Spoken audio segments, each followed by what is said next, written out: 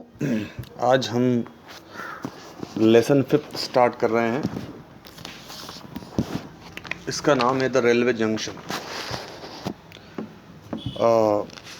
चित्र से आपको दिख रहा है कि एक रेलवे स्टेशन के ऊपर एक पोएम है। ये poem sir Walter John de la Mare द्वारा लिखी गई है और ये बहुत ही खूबसूरत सी पोएम है। अब हम इसको समझने का प्रयास करते हैं।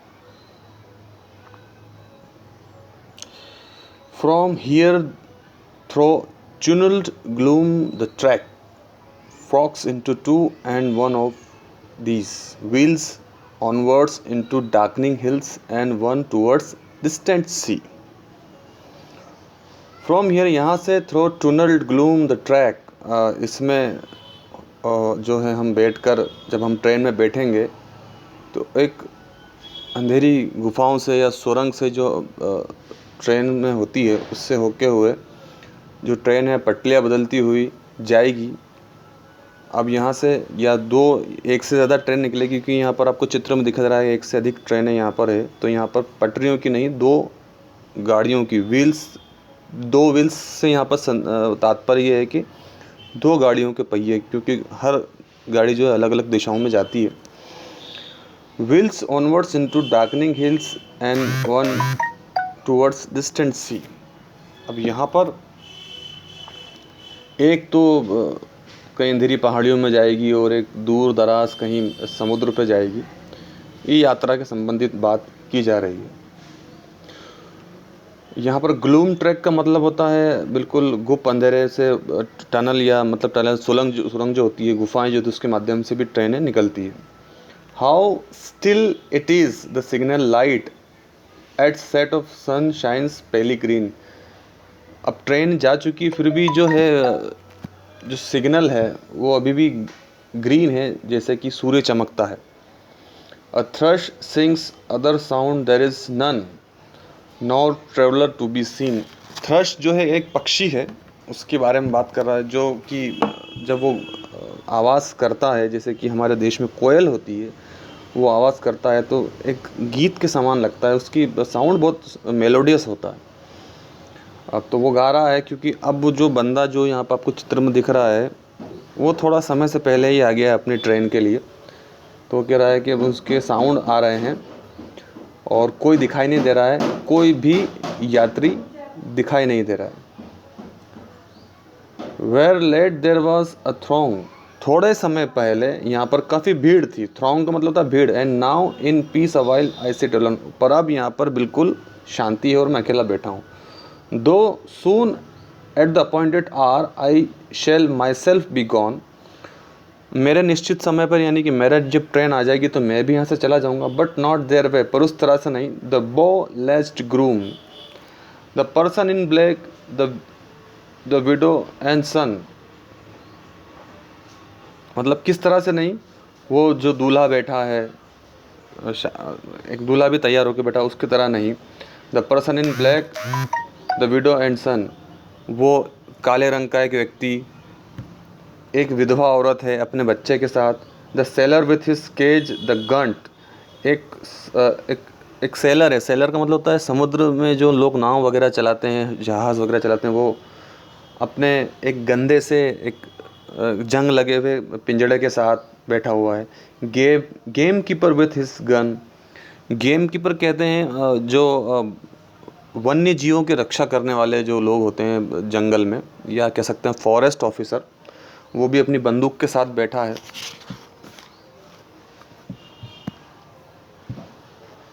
That fair one too distinctly wheeled. अब यहाँ पर एक गोरी महिला, एक गोरे रंग की महिला भी दिखाई दी उसको। All who so mutely came and went.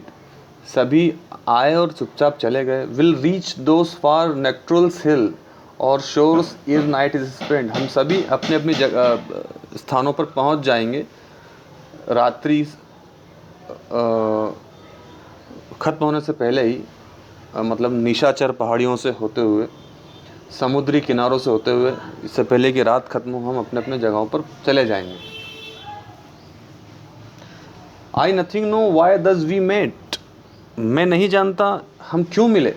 Their thoughts, उनके विचार, देयर लॉन्गिंग्स, उनकी इच्छाएं लालसाएं, होप्स, उनकी आशाएं, देयर फेट्स, और उनके जो किस्मत है उस बारे में मैं कुछ नहीं जानता। And what shall I remember except the evening growing late, और मैं सिवाय उस देर अंधेरी रात के क्या याद रख सकता हूँ, मुझे उनके बारे में कुछ भी नहीं पता।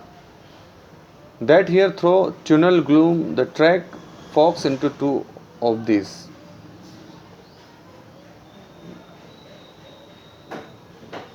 यहीं से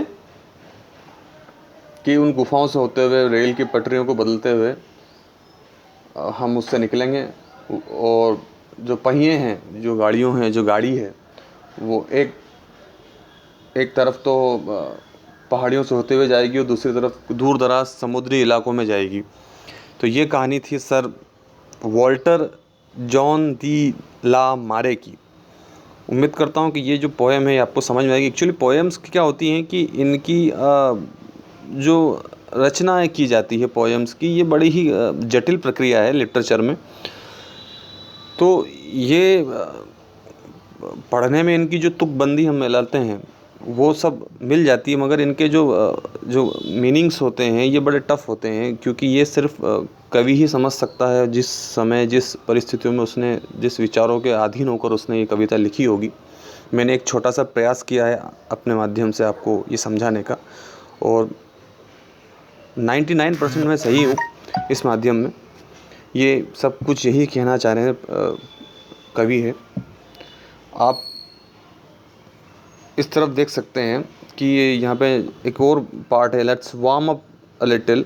today you will read a beautiful poem by Walter John de la Mare. आप इस पोएम को पढ़ेंगे। It deals with the mystery of the unknown and is symbolic of journey of life. कि यहाँ पर आप एक रहस्य, अनजाने रहस्य के बारे में पढ़ेंगे और जीवन की यात्रा के बारे में पढ़ेंगे। The man travelling is waiting for his destiny and many others like him have different roads to travel। और उसी की तरह जो व्यक्ति वहाँ बैठकर अपनी यात्रा कर रहा है, या अपनी यात्रा या अपनी गाड़ी का इंतजार कर रहा है, वो कई सारे लोगों को देखता है जिनको अपने अपने गंतव्यों पर जाना है। Waiting for a train in anticipation of a journey gives one an opportunity to observe things around।